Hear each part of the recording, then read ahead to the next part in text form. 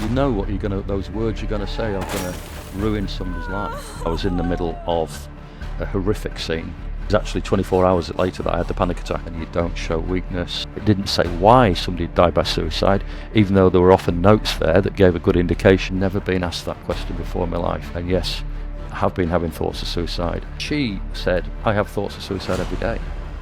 Every day. That there are so many myths that we have to challenge. Suicide is largely preventable. Many of those cases, 350, I saw opportunities there. You're not going to stop them. If they're going to do it, they're going to do it. And I think, I was furious, to be honest. Where does that come from?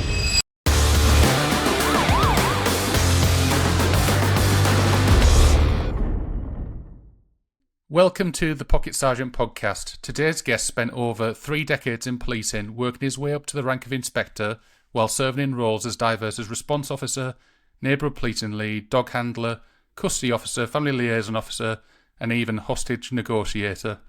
After retiring from the police, Andy Chapman dedicated his life to suicide prevention, first as the suicide prevention lead for the City of York Council, and now as a living works assist trainer and a part of the police treatment centre team.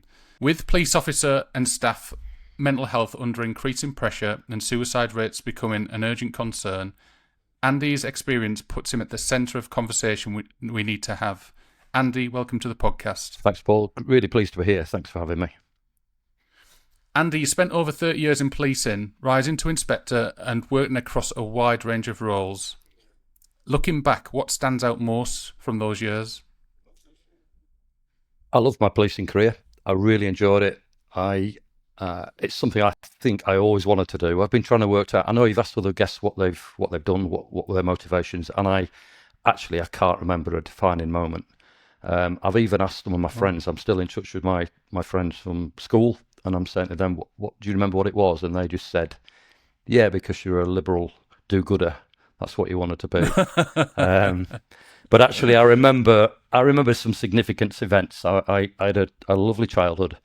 I cannot claim anything traumatic at all. I was loved, cared for, and I remember having to move locality from Derbyshire up to Yorkshire, actually, and that was quite difficult for the whole family. But I entered a much tougher school than I'd been in before, much tougher. So I was punched a few times, which is a life lesson, isn't it, when you get punched? And then, how old were you? 12 when I moved up to near Leeds. And then perhaps the defining moment was when I finally got headbutted. And if you've ever been headbutted, then you realise that do you know what's funny about this? Sorry, that's not funny, but do you know what's funny about this? When you're in the job, you see so many drunks coming out of a nightclub, and one of the first things they say is, "I bet you got bullied at school." Maybe so. Maybe so. What would you like? Were you like, yeah, I did actually? Yeah.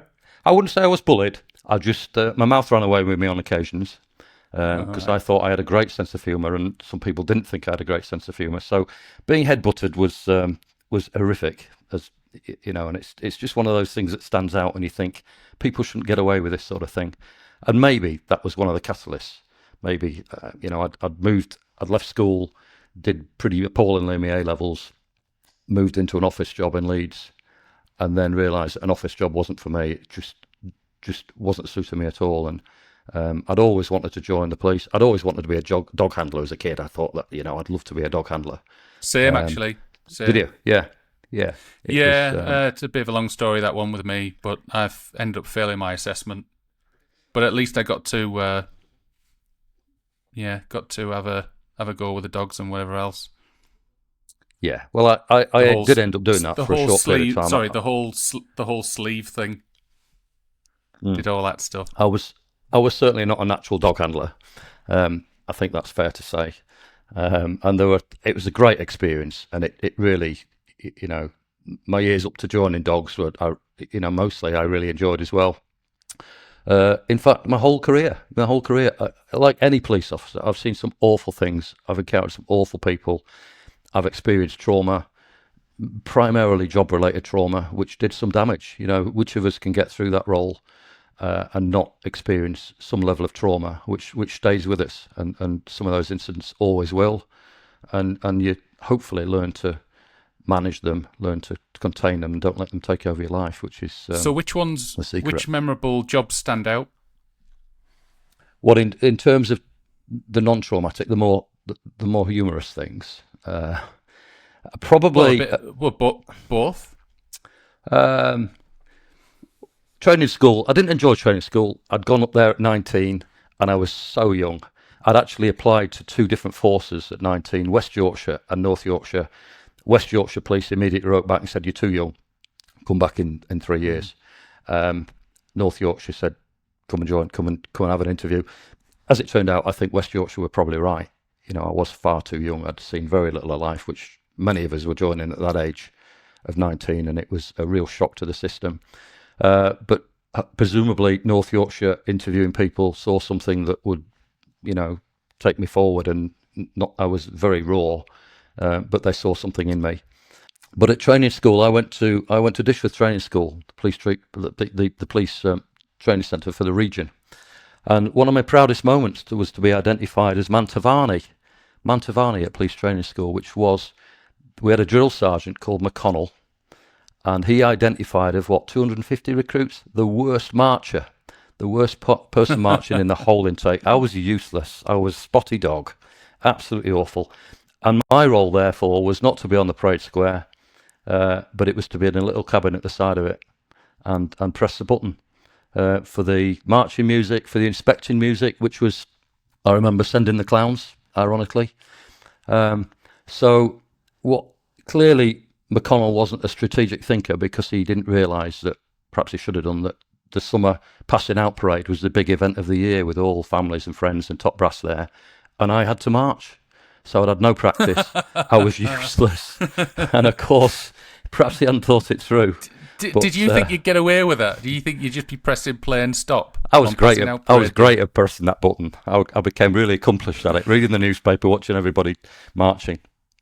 So yeah, that was my early days in the police, really, realising that I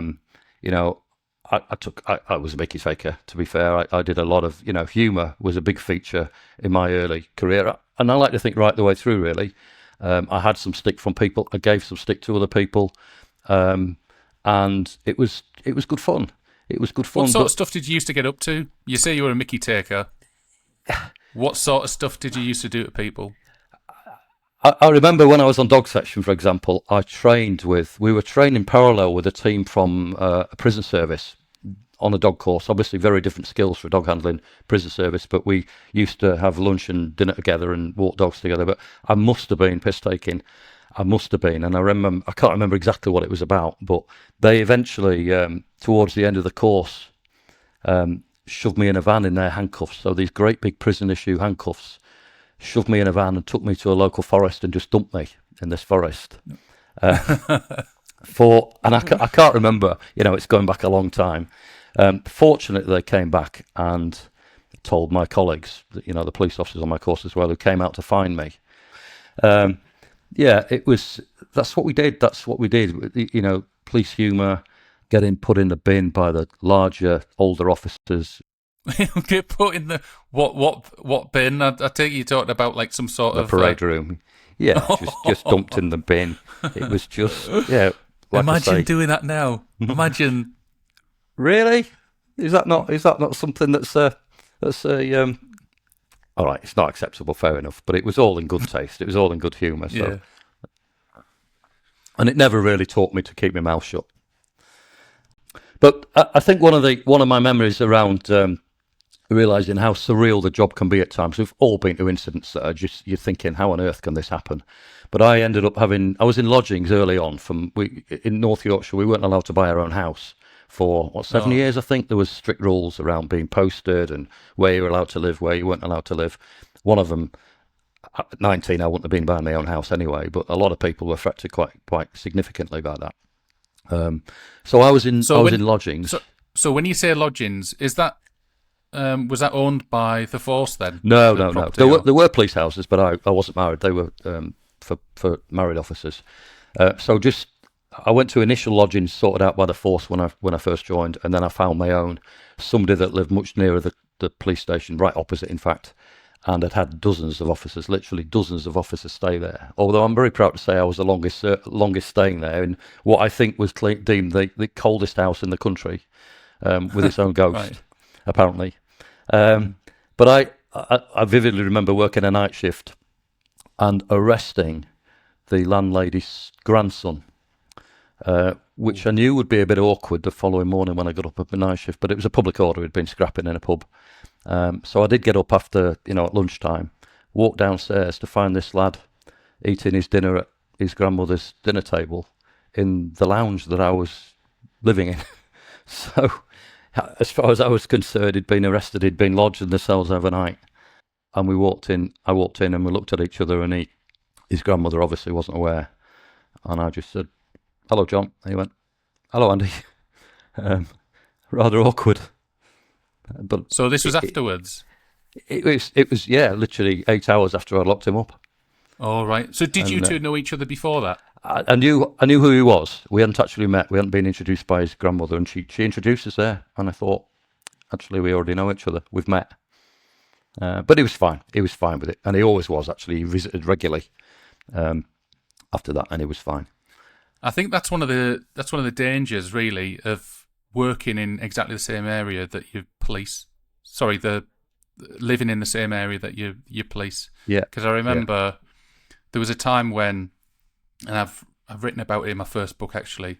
It was a lad I went to school with, was stopped by a PCSO. The PCSO had seen him throw some tinfoil wrap over somebody's front garden wall. And then when I get there, it's this lad that I know, and we're first name terms, and he ends up pointing out the wrap. There was heroin in it. I ended up locking him up, speaking to him as I would anybody else, all the way to the cells, and had to interview him. But it was really surreal. But it's just one of those things. You do cross paths with people, friends, acquaintances, people that you went to school with.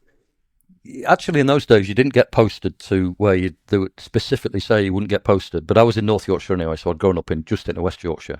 But I was in lodgings there. I'd not quite moved out from home. I was still spending some of my rest days at home with my parents at 19, but then living on a 6-day shift pattern in somebody else's home. And then, of course, eventually you move into shared accommodation with other colleagues, and then find your own place in due course. But yeah, so I didn't know anybody in that town at all. But it was such a bizarre experience to find that he was there in the lounge, having literally arrested him a few hours previously. And fortunately, he was all right with me. I'm not sure how it had gone if he hadn't been, Yeah. but he was a decent enough lad, to be fair. What do you think was the most traumatic job that you dealt with in the police? The one that probably has done the most damage was a multi-fatal RTC road collision. Probably that. Definitely that. I wasn't on traffic. I'd been to a few fatal incidents, road traffic and agricultural, industrial fatals. But I went to that simply to accompany a traffic sergeant that was going to it, and I thought, I better go. I better be helpful. But I ended up being effectively the coroner's officer for that role. So I was in the middle of a horrific scene, several people killed on a major road. Tell me about the scene. Interesting. The scene was a large goods vehicle, Sainsbury's wagon, had killed people who were out to help other people at the scene of another earlier collision. And those people who were helping, those people who were in the original car, had been killed by a wagon driver who I think was proved to have been using a map, had his map out on the steering wheel, so distracted, and had wiped out 6 lives, which Wow. was appalling. And then the mortuary role, within the mortuary, the identification process with family was particularly traumatic. But road collisions, despite the fact that I wasn't a road policing officer, road collisions were the feature of my service, really, in terms of difficult. Those in suicide, I had some quite difficult suicide cases. And as a family liaison officer, I was deployed to families relating to road death, including one of our very senior command team officers who lost his son to a road collision. And it's it, it's trauma, isn't it? It's something we all deal with. I've done many death knocks, knocks on the door to inform relatives that their loved one has died. I've done it twice with police officers, which are particularly hard. Colleagues, people I knew, I'd worked with, and I don't think you ever get used to it. I remember those feelings, those knocking on the door, hoping that actually they're not in. Hoping, it sounds awful, doesn't it? You're knocking on somebody's door. Well, hoping that somebody else has got to deliver the news. You know what those words you're gonna say are gonna ruin somebody's life. Your mouth's dry. You've got butterflies in your stomach. You're wishing you were anywhere but there. And I learned over the years to go to those more difficult ones. I learned to take somebody with me, to have that bit of support, even if they don't have to say anything, to actually have that moral support with you. And I also learned to try and, as I became a supervisor later, to try and encourage the officers who were dealing with the actual scene, dealing with the fatalities, not to go and then do the death message. For me, that was the most difficult thing. It's, if you're dealing with a scene forensically, it's an investigation. You've got a job to do. You can put a head on that is investigate. If you then deal with the families as well, those bodies become suddenly human beings who have lost lives in traumatic circumstances, and you hear the stories about them, or you see photographs on the mantelpiece. And I would say, for me, the learning there was to try and keep those two elements of that investigation separate. Of course, it's not always possible. But so going back to that fatal RTC then, what did that do to you mentally? I don't remember particularly over the next few years particularly being affected by it. At the time I was offered some kind of diffusion. I remember having conversations and being quite open in how my feelings were about it, and other people saying, "Oh, I didn't know you'd been affected by that." One of my closest friends, she had been in traffic for a long time, and I spoke to her about it. She was there and said, "No, that didn't really affect me at all." But later on, in later life, I remember having a particular panic attack around on a motorway, a puncture at the side of the road with my family in it, my elderly parents actually, and thinking that every wagon that was coming past was going to wipe us all out. And it was actually 24 hours later that I had the panic attack. I went into police mode on the motorway, get my family behind the barrier, get the dog out of the car, get myself safe, call out a taxi, call out recovery, police mode. And then when I wasn't in police mode, this is long after retirement, the panic attack on my way to work the following day. First panic attack I've ever had, only panic attack I've ever had actually. But what I did about it, I told a friend of mine who was a forensic psychologist, and she said, "You've probably got some elements of PTSD, if not a full diagnosis." And she gave me she offered to give me some EMDR treatment, counselling, which was really helpful, really helpful. I cried my eyes out for 4 sessions, but actually the impact of that incident, now I can tell you about it, I can talk about it, I can remember. Ironically, I ended up in retirement, going and working for Sainsbury's, driving a van for Sainsbury's, and I'd never have been able to do that if I hadn't had some intervention. So I was very grateful for that. During your time in the job, did you notice much conversation around officer mental health, or was it very much a taboo subject back then? Well, I retired 10 years ago. I think towards the end of my service, it was becoming much more prevalent and much more obvious that it was needed. Officers, including myself, we used to dismiss mental health. We used to dismiss the offer of support. Of course, the culture was you get on with it and you don't want to talk about it and you don't show weakness. A culture which is really unhelpful, really unhelpful. And yet somehow we have to use dark humour. We have to use humour. We have to accept that somebody's got to do this traumatic aspect of the role. And gradually, it's difficult to say when the change might have been. I think the change might have been more in me than the culture, particularly at that time. I remember that communication skills always interested me. I was never a detective, particularly. I was never a CID material, But I used to enjoy interviewing, and I used to enjoy being coached by more senior CID officers who'd done it for a long time, and how I was amazed by how they would build a rapport with suspects. Whereas I suspect I'd gone into a suspect interview pretty judgmental, pretty clever, pretty much I know what the evidence is, and never thinking about building a rapport. And then learned quite a lot from that. And then, of course, the defining moment for me in policing was when I became a hostage negotiator, and I learned how valuable communication skills are, and a person-centered approach, and empathy, and being able to put yourself in somebody else's shoes, or at least trying to do that. And that was a huge for me, and it changed the way I police thereafter. Do you think? Do you think the hostage negotiation experience was the thing that defined your interest in suicide prevention? Oh, I'm sure it was. Yeah, without that training, which was amazing. It's the best training I've ever done. I felt like I'd found my role. I felt like I'd found my people. And of course, a negotiator role is tagged on to your day job. You know, I was doing various other things, primarily response, neighbourhood policing. At that time, you had to be an inspector to do the course at Hendon. I've never really known why. I think it was to do with you had to have some experience of managing people, managing incidents. And I believe it's now, I think they reduced it to sergeant, and I believe, fortunately, now it's open to police officers, constables. And it was an amazing course, and it taught me an awful lot about myself and people, because I've always been interested in people.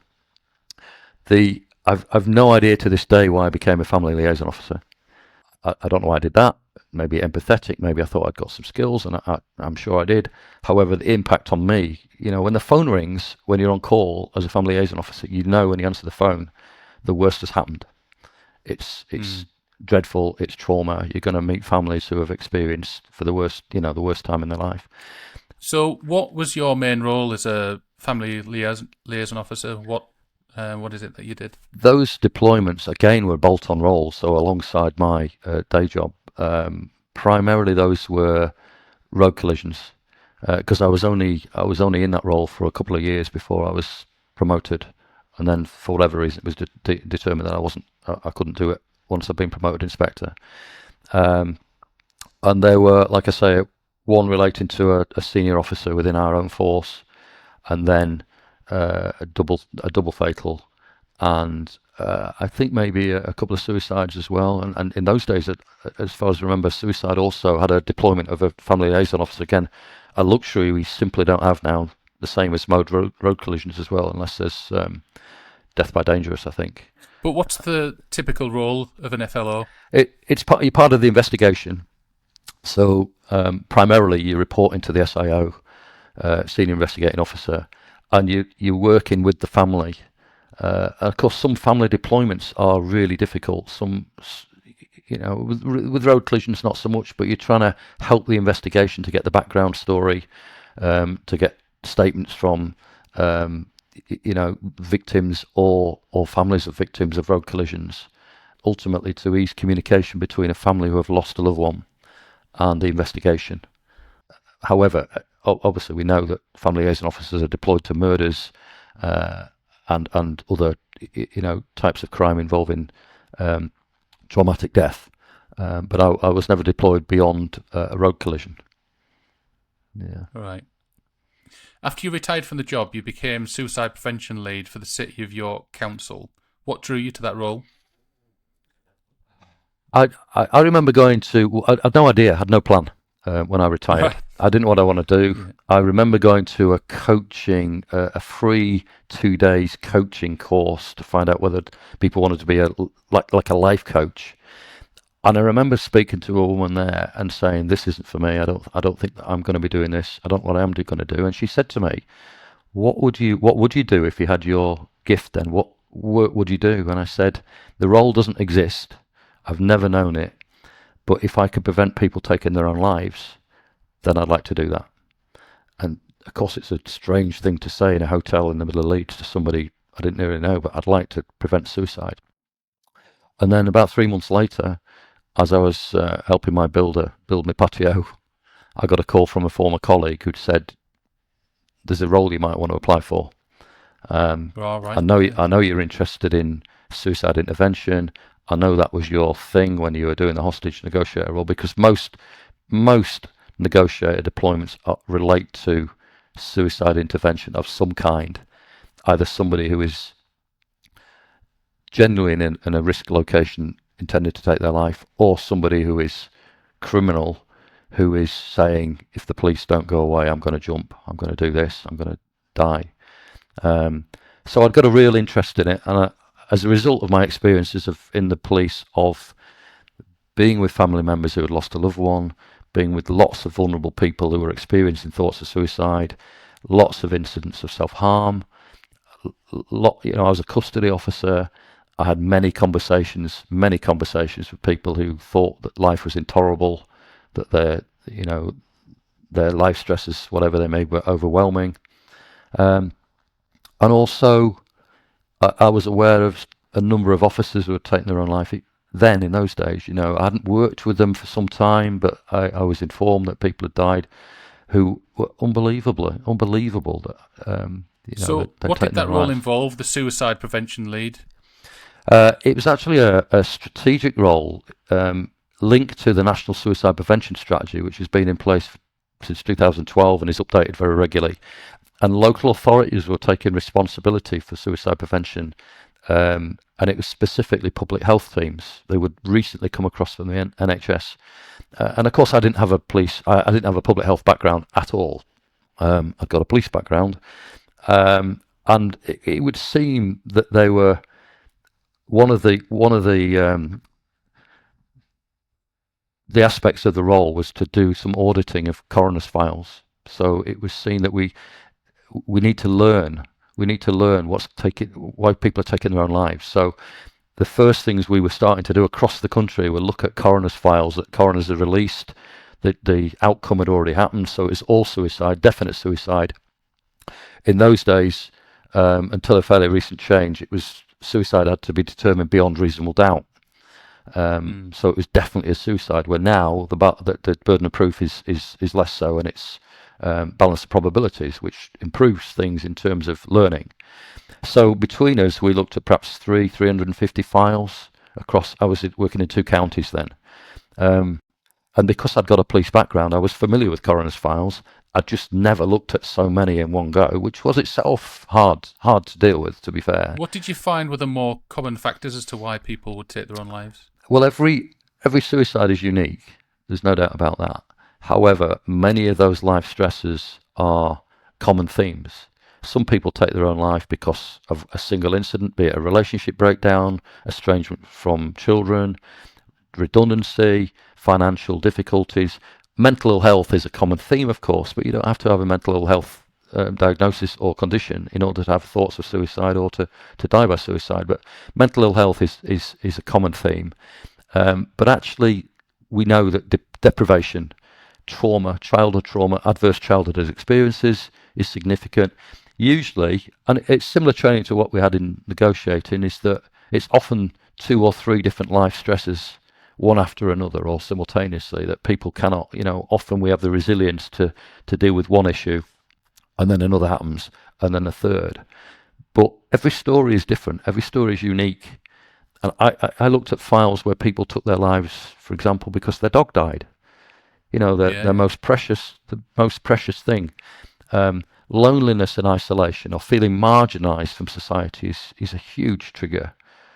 Feeling that nobody understands, feeling that everybody doesn't understand your thought processes and you're different. So feeling different to everybody else can be a big trigger. And I could speak all day about the causes of suicide, because there are so many different life stresses that we all experience. But actually, it very much depends on what other protective factors you've got in place. How you feel about yourself, whether you feel that this is the end. Often people feel intolerable pain, often psychological pain that they feel overwhelming. Sometimes it's physical pain. If you live with severe pain all the time and you can't control it, or tinnitus, for example, something that you just cannot get to grips And with. that's the ringing in your ears, Yes, isn't it? yeah.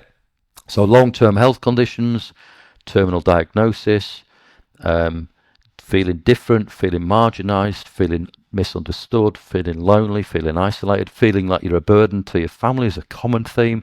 So, as part of that audit, I was able to read the whole file that had been presented to the coroner. It wasn't. It didn't give the why. Often it didn't say why somebody died by suicide, even though there were often notes there that gave a good indication. But a coroner isn't there to determine why somebody dies by suicide. They're there to determine who, where, when, and how somebody came by their death.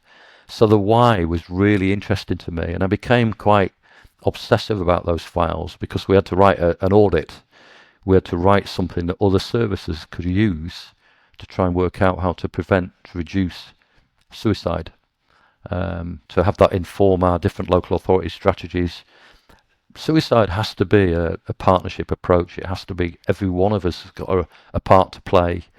We need to learn about language and phraseology, for example, that's unhelpful, which is, I'll talk Yeah. about if you like, in relation to the police, Yeah. attitudes to I mean, suicide. so now you work as a Living Works Assist trainer, and for listeners unfamiliar, can you explain what that training involves and how it helps people intervene in crisis situations? Well, the assist course is applied suicide intervention skills training. It's a Canadian model devised by a company called Living Works, which is a Canada-based organisation, but actually that assist training is now delivered across English and French-speaking countries across the world, and possibly others as well. So it's quite a well-renowned, well-researched and evidence course that has been running for 20 odd years now, maybe actually longer than that, 40 years I think. And I moved on from a dedicated strategic suicide prevention role during COVID. I'd done 6 years. I realised that was starting to have an effect on me. I had used LinkedIn to try and gain traction. Actually, I was putting lots and lots of messages on LinkedIn, always about suicide prevention, raising Yeah. awareness, challenging in a gentle way. I was trying not to be judgmental. I wasn't trying to earn money out of it. I wasn't trying to, get people to come to me because I was in a public health role. But I just wanted to raise awareness, and it was probably one of the most valuable platforms that somebody had suggested I try using. And I don't post very much now, but I've been reading some of the old posts that I put on from 4 or 5 years ago, and I think, yeah, this is still really relevant, really helpful. So in COVID, I moved away because I realised the impact on me of becoming again obsessed with a particular role was not helpful for my own mental When you were well-being. saying when you say that you're obsessed, what do you mean? Well, I was by the later part of the role, I was doing 3 days a week, but I was actually putting 4.5 in. I was doing stuff at night. I was putting myself on, LinkedIn.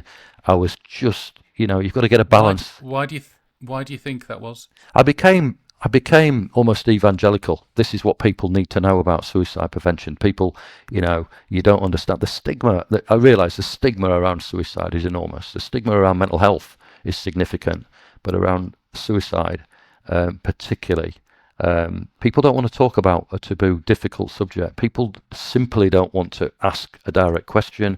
In the public health role, I had an awful lot to do with families who had lost loved ones to suicide. And I found that the most helpful. I'd got a group of people there who understood what I was trying to achieve. And in York, where I was working, I organised conferences, suicide prevention conferences, and invited people with lived experience of suicide bereavement or their own thoughts of suicide to come and tell their story. And they were really well received, really, really well attended. And it was raising awareness, and it was challenging stigma, and it was encouraging a whole community, which Living Works endorse a concept called a suicide safer community, where the whole community is more willing and able to talk about suicide, where people have training, where their language and phraseology is appropriate, where services are cooperating, where people can go for help. Suicide prevention training isn't about problem solving. We can't solve everybody's problems. Yeah, And I as mean, police officers, of course. touching on the training. Before we jumped on the podcast, you'd asked me to take a look at zerosuicidalliance.com to do I think it's a 25-minute e-learning That's right. That's right. e-learning package on suicide awareness, and it covers stuff like the risk factors, warning signs, coach scenarios, and videos from people sharing real experiences. And what I found fascinating, the most fascinating about that course, is it provides statistics. 1 in 5 people will experience suicidal thoughts in their lifetime, and that just made me think back to bringing it back to policing. There might be a shift of 10. There might be a shift of 10 cops. So two of you, the chances are two of you, if not more, at some point could have those sorts of thoughts. Yeah. Well, I'm grateful for you doing that course, Paul. I'm very pleased you've done that and taken some learning from it. Actually, 1 in 5 is probably a conservative figure. And let's not forget that having thoughts of suicide is a human reaction to difficulty, to whatever those stresses may be. Thoughts, so it's always an option for us, isn't it? As human beings, thoughts may be fleeting, thoughts of suicide may be more pronounced, but actually it doesn't. Am I right in thinking that frontline emergency workers are more susceptible because of what they've seen? Possibly the answer to that is it depends. Because there are protective factors within emergency services as well, that you work as a team. You've got colleagues around you, you've got support, you've also got purpose in your life. You're doing something that hopefully is rewarding. So for every aspect of policing or emergency services that is contributing to people having thoughts of suicide, there's often a balance to say, well, I'm part of something, and being part of something is really, really important. That's why we find that officers who leave, either being retired or having to leave the service due to circumstances beyond their control, feel particularly isolated, marginalised. They've no longer got a purpose. They're no longer doing a job that they loved. They don't feel valued by the organisation sometimes. They don't feel included by colleagues. So any of the situations that police officers might find themselves in with thoughts of suicide are more general. The whole population have those thoughts. Many other occupations are more at risk of suicide. And it's often those that are dealing with access to suicide. Like, we know that vets, for example, or people in clinical roles have access to equipment and materials. Farmers have access to machinery, but lots of occupations. But the answer depends. You could have somebody who experiences mental ill health who never has thoughts of suicide. You might have somebody who never has, a mental health issue that considers suicide. But the important thing is to recognise that we all can have. Well, none of us is immune. None of us knows what's round the corner. I would never say that that somebody will not be the person that takes their own life, because you just don't know what life events happen, what life will throw at you. And the most important things is a big difference between having those thoughts and then acting on those thoughts. And it's whatever training I can encourage people to take isn't to prevent people having thoughts of suicide. That's not the point. Yeah. The prevention aspect is to prevent people feeling that they want to act. So we would talk through, have you got a plan? What does that plan look like? And it's all about collaboration with the person. There are circumstances when the training I deliver, which is 2-day training, are not suitable because somebody might be drunk, they might be having a psychotic episode, so they're not in touch with reality. They might be just so despondent that they can't help themselves, they can't cooperate with you. It's the same as negotiating was. It's about rapport, building a relationship, and gaining some influence and helping somebody. What's your view on prevention? Is every suicide preventable? I'm going to say that suicide is largely preventable. Many of those cases, 350 coroner's files, I saw opportunities there. It's a very difficult thing for someone bereaved by suicide who's lost a loved one to hear that actually their loved one gave some signs. And I'd never say that, but actually maybe they're too close and they wouldn't have spotted signs.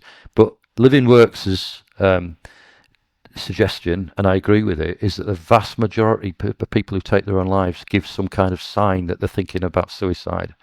either the language or the behaviour or something different. They might not be conscious of it themselves. That sign might be the types of behaviour we are on the other end of as police officers. It might be aggression, it might be abuse, but it might also be withdrawal. It might be changes in performance. It might be changes in looking after yourself, Yeah. engagement with friends and family. You might lose your sense of humour. You might be more involved. There are hundreds of different signs that people might be having difficulty and therefore might I be. tell you what else I found quite fascinating from that Zero Suicide Lines training. Um, it was about directly asking the person whether they are having suicidal thoughts. Yeah. So I think there's a lot of beating about the bush, a lot of not wanting to offend people, but actually that training, that's what stood out to me. If you feel that somebody is struggling, if you feel somebody is not themselves, ask them the question.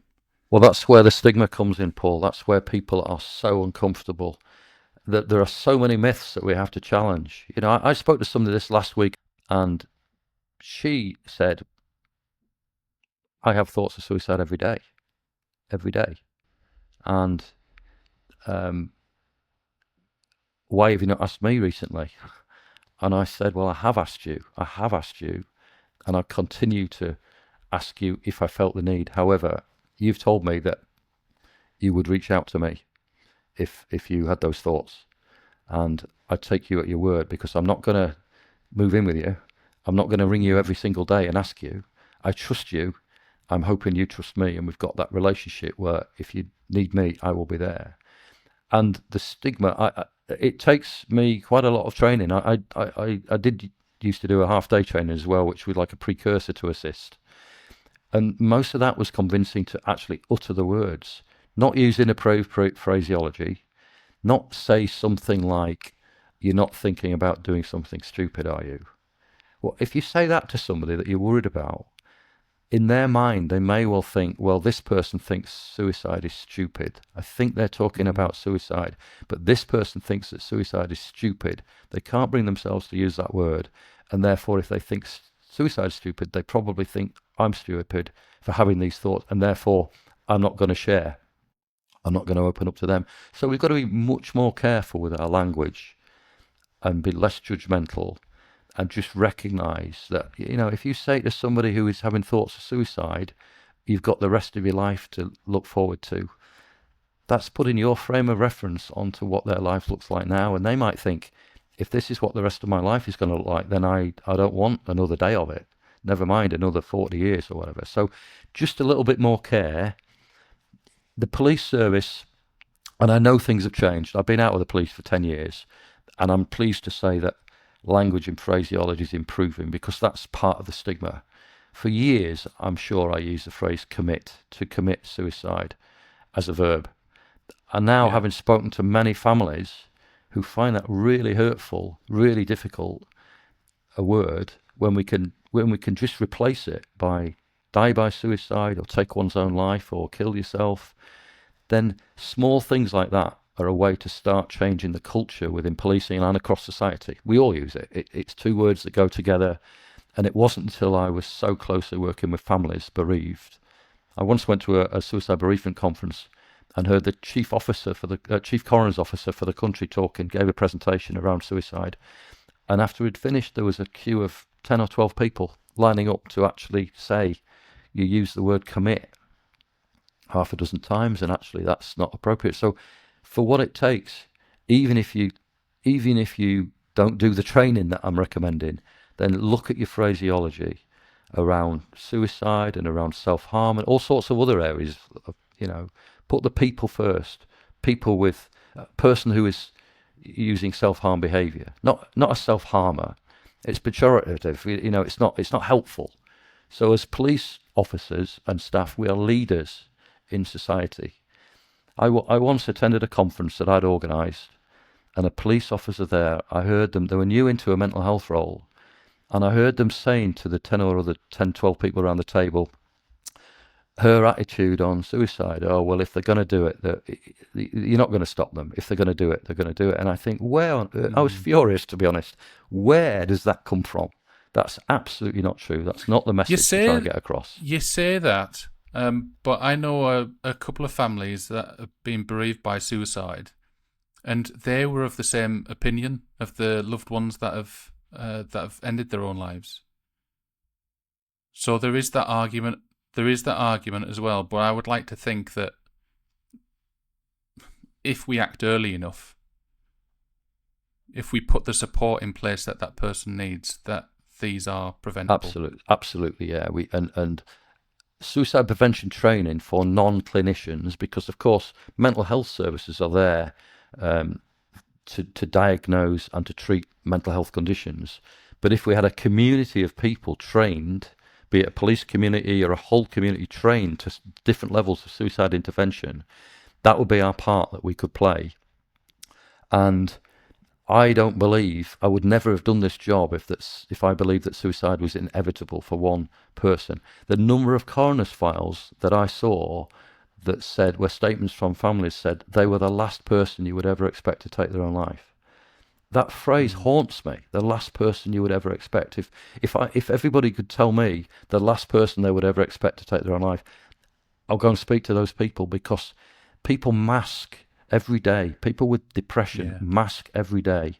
They live their life, the life and soul of the party.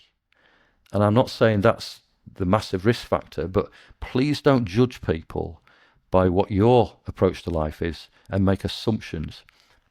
And the training is simply about building a rapport, building a relationship, noticing some changes in somebody's behavior or attitude to life, the language they might be using, and then having the confidence to say, are you thinking about suicide? Within the context of a conversation. I'm not just saying walk up to people and say that. You need to build the right to ask that question. But many of Mm. those people, I've asked dozens of people that question, and some of them have said to me, I've never been asked that question before in my life. And yes, I have been having thoughts of suicide, and thank you, and I do need some help. Or some people have said, thank you, things are difficult at the moment, I'm really struggling, I appreciate your concern. Actually, I'm not having thoughts of suicide, although I do need some support with this, thank you. So every case is different, and really important to make it person-centred about an individual. Yeah. Suicide among police officers is an increasing concern nationally. So I want to speak about that now. And one of the most shocking issues for me is that many police forces don't even record the suicides of their own officers. What are your thoughts around it? I recognise that it's very difficult for police services to record that, because, of course, a coroner's case, you can't declare something formally a suicide until it's been to a coroner's court and there's a formal outcome, because coroners get understandably quite upset, as by the media or the police service or anybody else declaring something a suicide when it's not been fully investigated. And out of respect for families and respect for the individual who's died, we need to know the full facts. And coroners are the place to go for data and stats around suicide. And towards the end of or actually halfway through, when I was working as a public health officer, I was receiving real-time surveillance. I was delighted that North Yorkshire Police were very supportive of my role, and we were one of the first areas in the country to get what's called real-time surveillance. With the consent of the coroner, I was getting information So from. what does that mean? What does that look like? Real time surveillance. I was getting anonymised information relating to a sudden death that the police were dealing with as a possible suicide, pending an inquest in a few months or even years down the line. So I was getting some of the early information that I really needed to know how somebody had died, what the circumstances were, if they were in a particular community, for example, or if they belonged to a certain occupation, or if the method was particularly noteworthy, so that we could mitigate further risk. And one of the communities that I responded to as a public health worker was a series of student deaths in the locality I worked at, which was out of the far more numbers than we'd ever experienced before. And that devastated that particular community, and of course the families who lost a loved one. And yet we knew that the inquest wouldn't be for 18 months, at least 2 years perhaps. But we needed the information urgently, and North Yorkshire Police and other partners were then providing that information, so I could work with the university concerned and try and put in place some support in that community, and to work with partners to tell us what they knew about that individual, so we could piece together a pre-inquest investigation in order to not determine how they died, but to think we might well save other lives by And looking at this. that's great. It's great the fact that provided that you were getting that data, but in relation to police officers that have taken their own lives, North Yorkshire and many others don't record officer suicides. That's irrespective of what happens with the coroner. They've had years and years and years of results from the coroner in order to record these suicide I deaths, agree. but they haven't. I agree, and that might well be that there's a huge gap. How can we research something? And without research, we can't start providing the support and the different aspects that are needed. And I am wondering where that would be recorded around police officer deaths. We, as police officers, we deal with suicide as a single personal tragic incident. Very few police officers have ever been to one suicide and thought, right, this is linked to another. We do that with drug and alcohol deaths. If a particular drug is being brought into a community, then there's certainly communication there and partnership working. But with suicide, we investigate it to the point where we need to know that there's no third party involvement. But actually, once we've established that they've taken their own life as best we can determine, then it goes to the coroner, and the coroner will look at all that evidence with witnesses and statements and all toxicology, and then it will be dealt with as a single incident. And actually, Public Health England back in 2016 came out with guidance around what to do with a so-called suicide cluster, where the definition can be quite broad. It can be a number of suicide incidents or possible suicide incidents in one small town, or it can be across different organisations where people are doing the same role. They might be from a particular community, for example, or they might work for the same company. So that guidance is really helpful. I had somebody contact me, multiple cops contact me in regards to West Yorkshire in particular. There's recently an officer that's taken his own life, and then I've been contacted to say that's been another 4 or 5 in West Yorkshire, in and around the same area in which they're policed. So it's like, is that a cluster? Potentially, it's just the other suicides haven't made the press. It could be, and of course, the circumstances of each of those individual tragic events may well be obvious that it's suicide. Can't be declared as such until a coroner has said that. However, in my view, it could well be that needs some further investigation and crucially some ownership and some information sharing and somebody to take the lead on let's investigate this, because we need to know that we're doing everything we can to support that community and find out what the triggers might have been.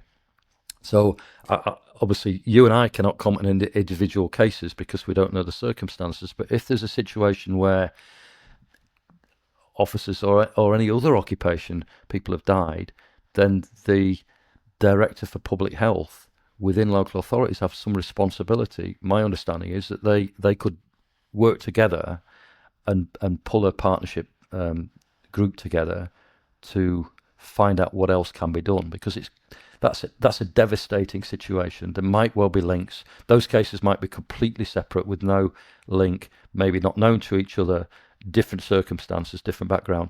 But if there's a possible link, for me, that needs some looking at and a proper structured approach to mitigating further risk. Yeah, because I think there's a correlation as well between suicides and officers being investigated for misconduct, gross misconduct, and also criminally as well.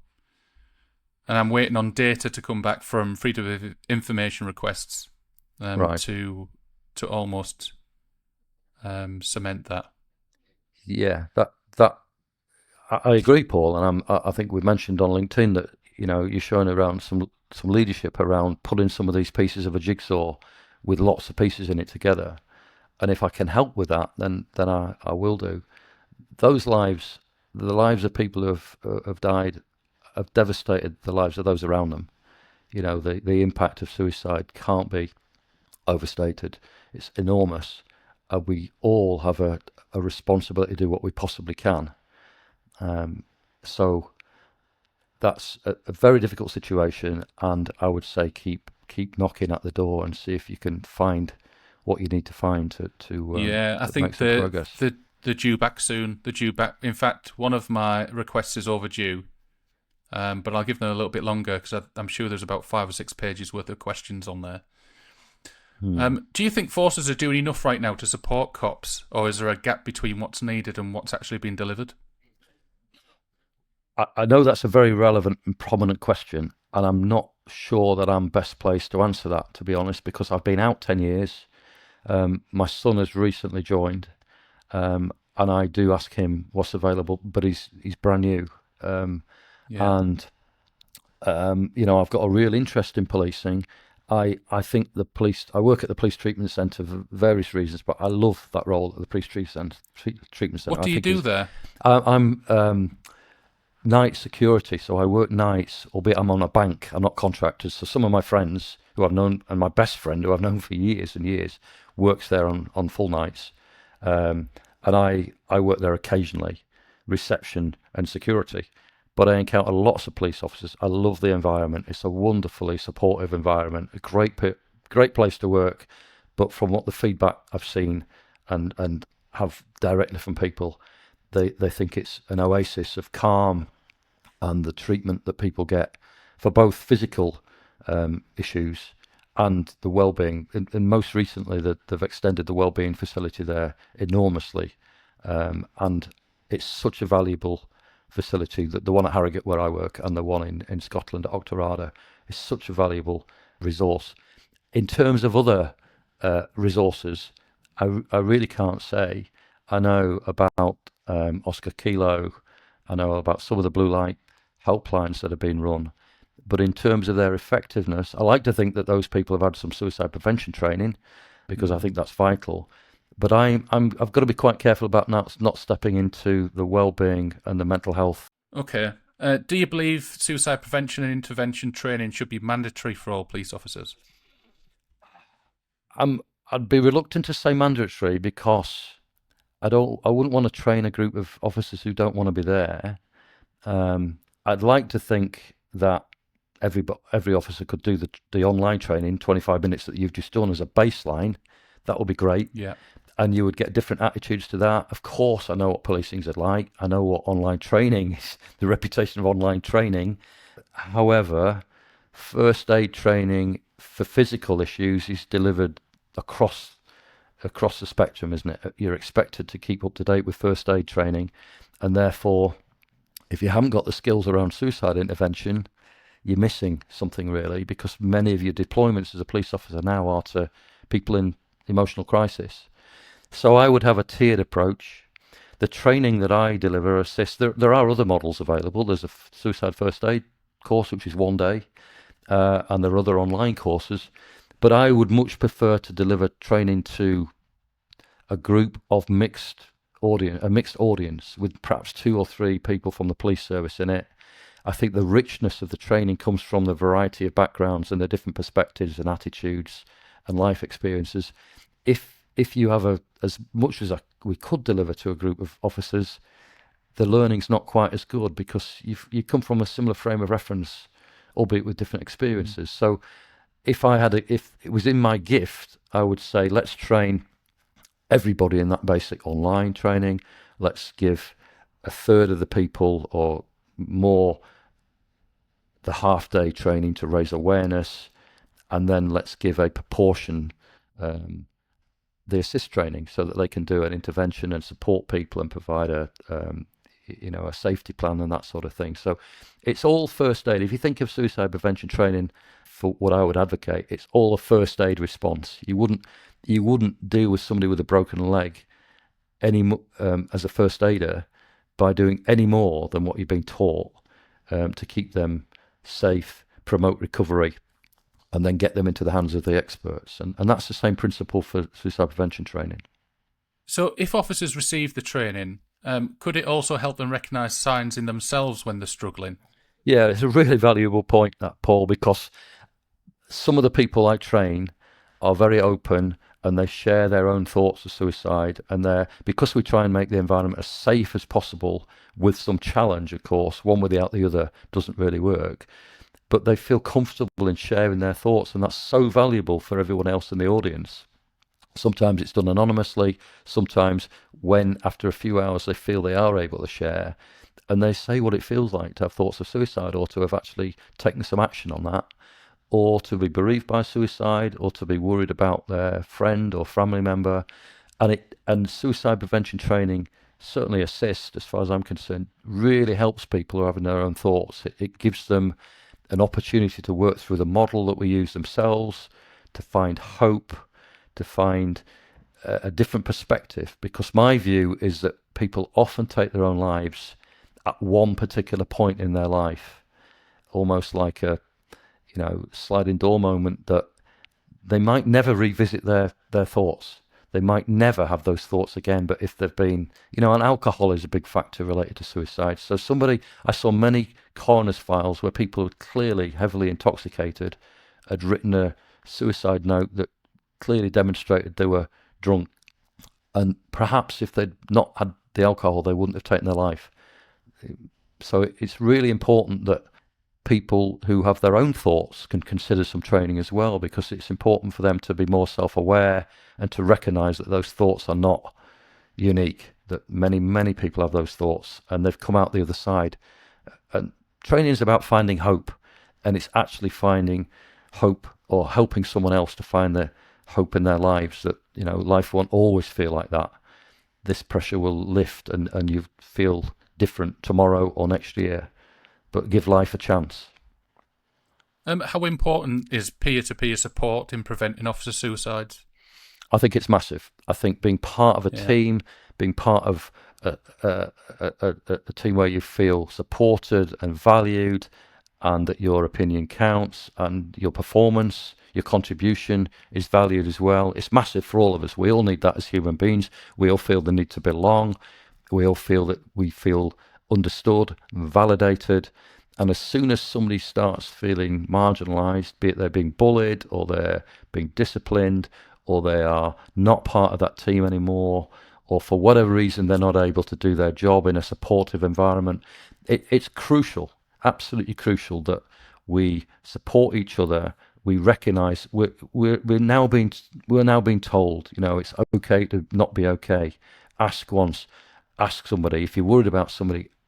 One of the messages at the moment around policing and everywhere in society is about make sure that you reach out. If you're feeling like this, reach out, ring this helpline, tell somebody, don't suffer in silence. Actually, we all need to learn how to reach in. That's what the training is. It's being able to reach in, because somebody who's depressed, who feels stigmatized themselves, who feels that they're different because they're having these thoughts, it's not an environment necessarily where they're going to say, by the way, I'm feeling like this, because they will fear being judged, they will fear being ridiculed, they will fear losing their position, and therefore we all need to learn. And that's a really strong point, because I had somebody else reach out to me who once admitted feeling suicidal, a police officer, and then the police went and did welfare checks and all sorts on the kids, and it kind of just made him think, what was the point of me talking? Yeah, that's really unhelpful, because if you share that you're having thoughts of suicide, in most circumstances, you are not going to end up being detained under the Mental Health Act. You're not going to be in a secure facility. As I said earlier, thoughts of suicide are, in many cases, normal, and we've got to normalise that as a natural way of trying to respond. But when it becomes less normal is when people act on those thoughts. And if you need to be detained for your own safety, that's rare in a whole pool of people who are experiencing challenge and difficulties in their emotional distress. So the response needs to be, this is a trusting relationship. We're in this together.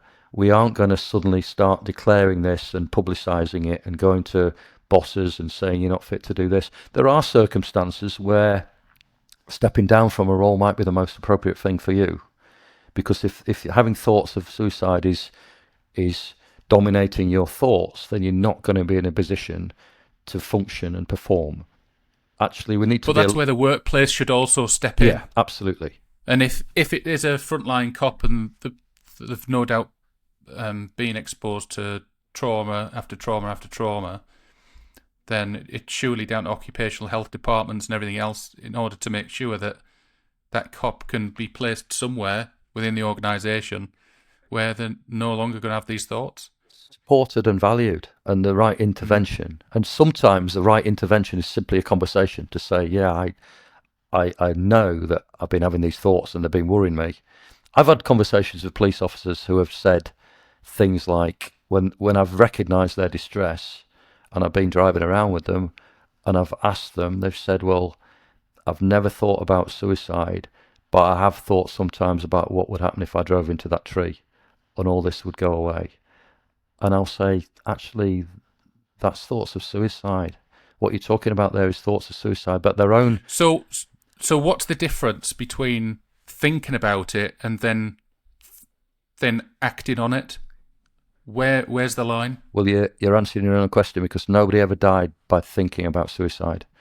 People die when they act on those thoughts, when they've got access to the means. And one of the ways to reduce suicide significantly, part of the national strategy, is to reduce access to the means. So part of a conversation would be, if you thought about taking your life, how would you do that? Let's talk through how we can keep you safe for now.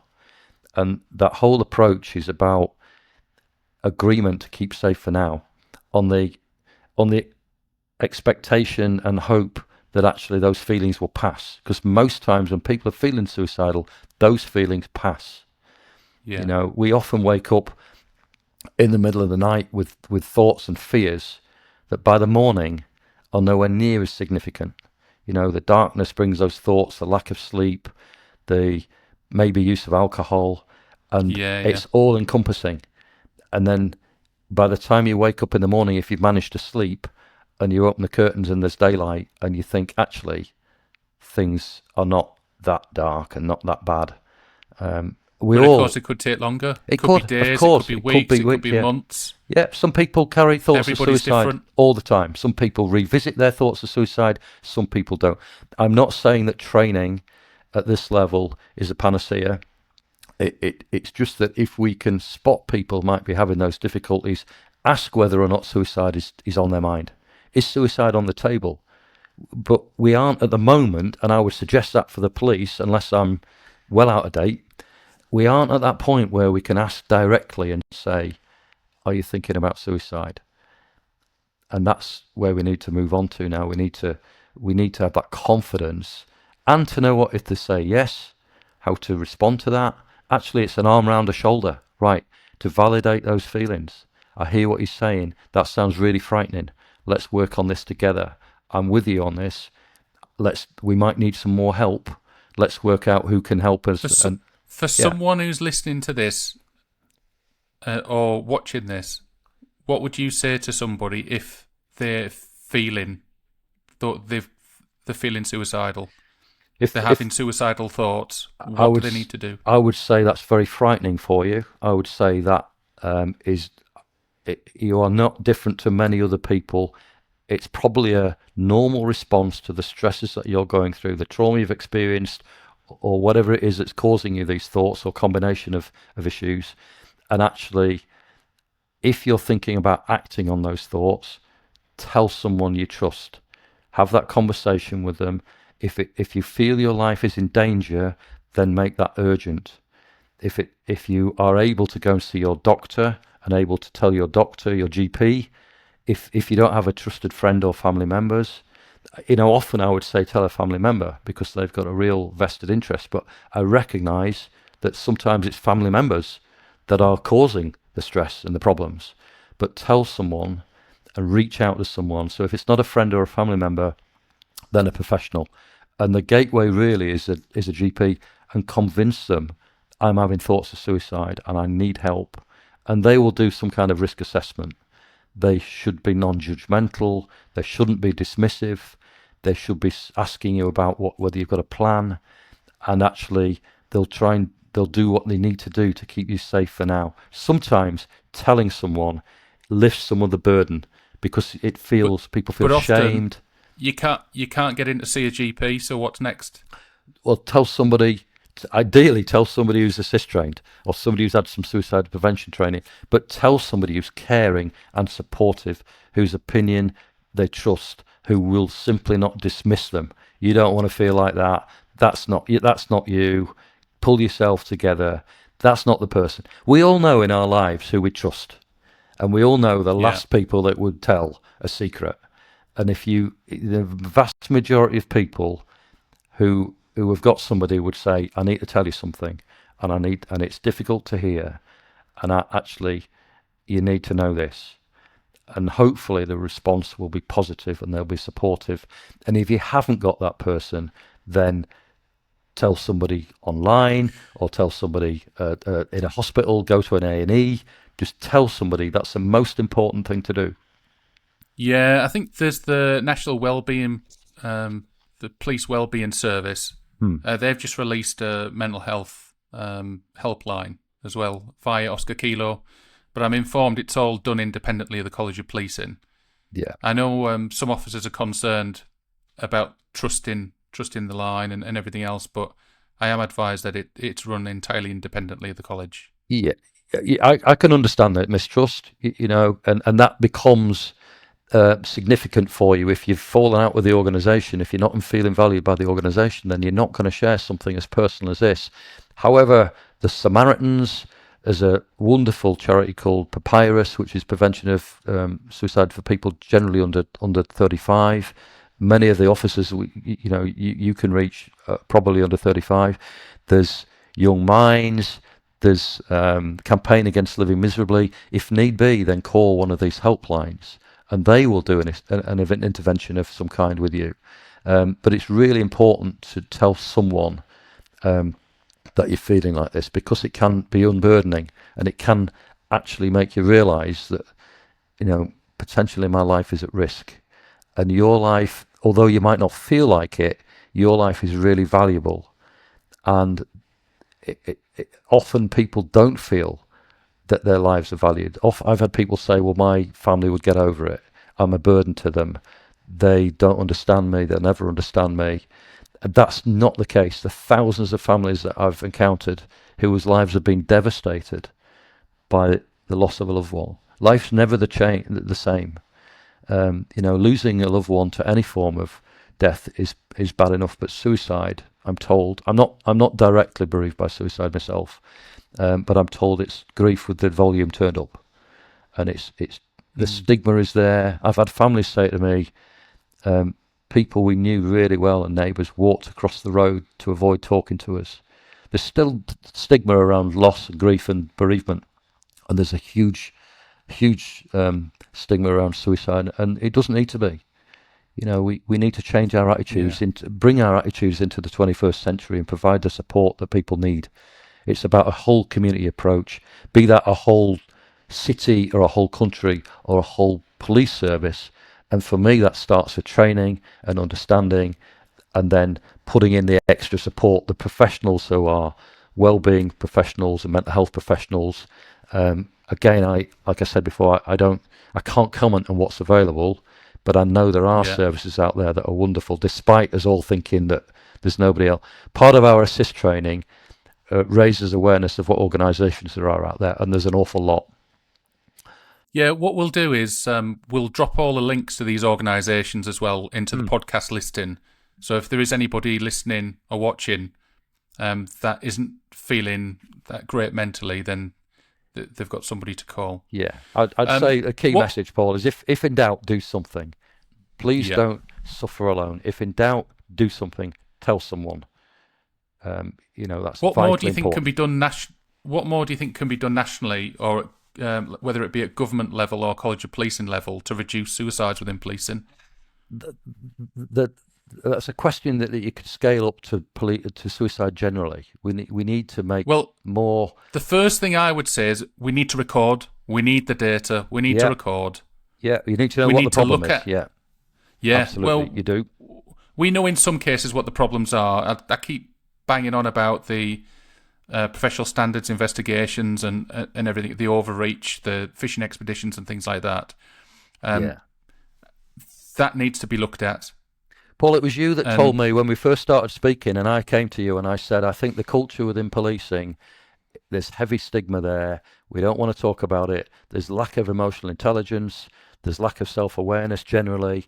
And you immediately challenged that and said, no, things, Andy, they've changed in the last 10 years. People are much more emotionally intelligent, much more prepared to share, which is really good news. We've got to be hopeful. It's yeah, so important,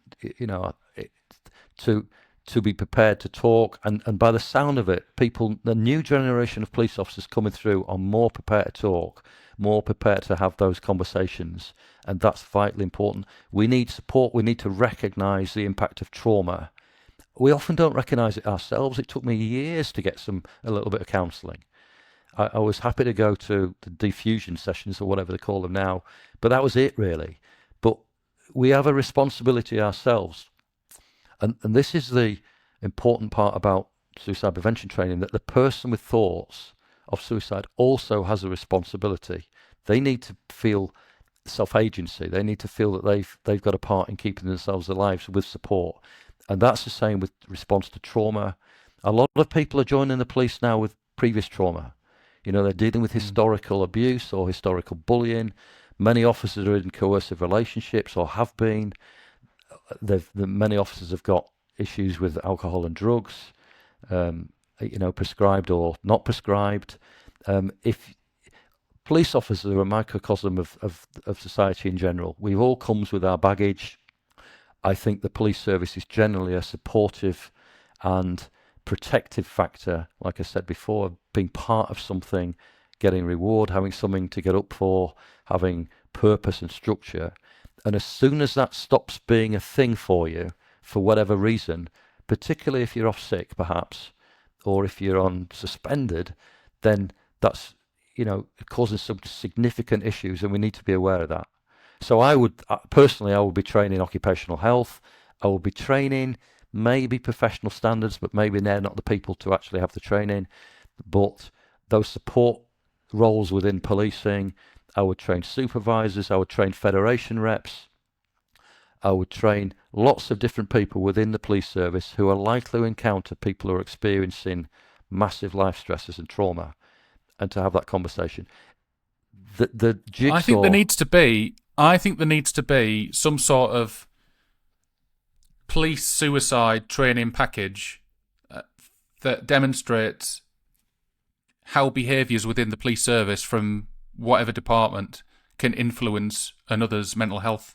Well, I think there is. I think one of the forces in the south somewhere is now developing and is rolling out some training around suicide. I can't remember which force it is. We perhaps share the link. That's a real start. That's a real positive. We just need to. Yes, you're right. We need the data. We need to know what the problem is before we can start trying to look at the problem.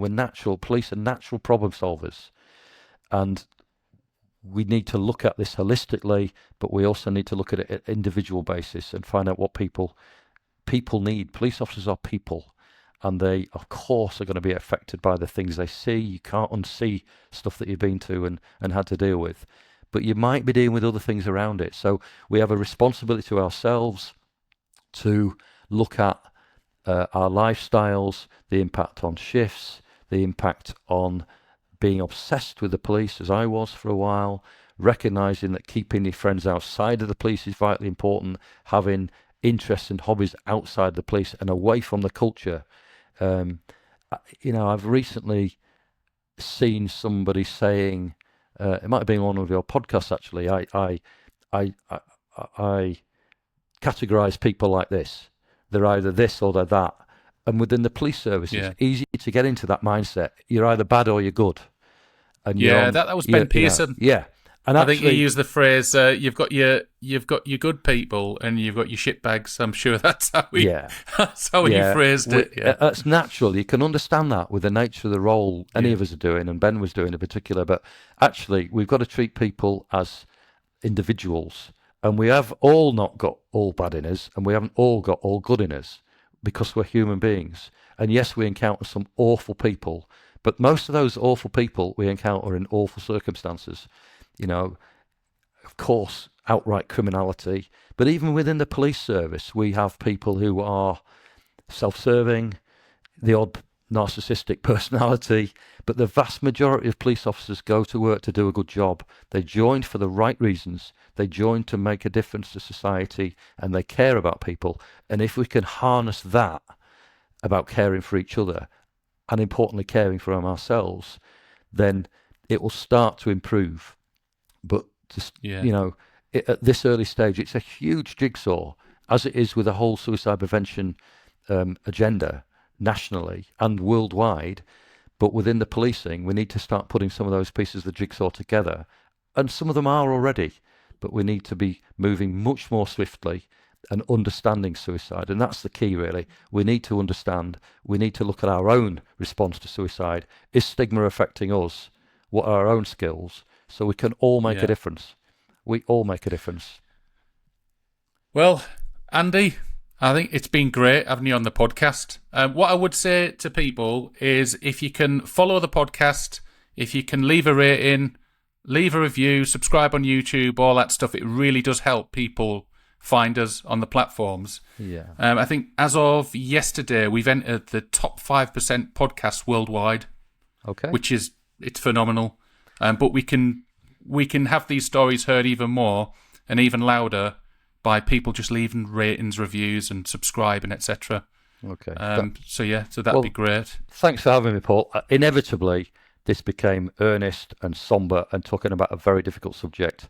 We moved from Mantovani daft stories into talking about suicide. But it's crucial that we talk about suicide. I'm really grateful that you've given me the opportunity to share the work I've been doing, and delighted that you've actually undertaken that initial training. And I hope to see you at some further training events. I got a lot from that. And I'll also post a link in the podcast to that training as well. It's free. It takes about 25 minutes. I'm just going to say one more thing, Paul. I know I look like I've been in a boxing match. I've recently had an operation on my eye, so forgive me the fact that I look like I might have just got up, but I haven't, honestly. And it's great. It's great to have been here. Thank you. This will make you feel better. Will. Pocket Sergeant podcast Great mug. stuff. That'll make your eye feel better. I'm not sure how, but it will. I'm sure it will. Thank you. I look forward to getting that. All right. Thanks so much for coming on the podcast. You're welcome, Paul. Thanks for inviting me. Cheers.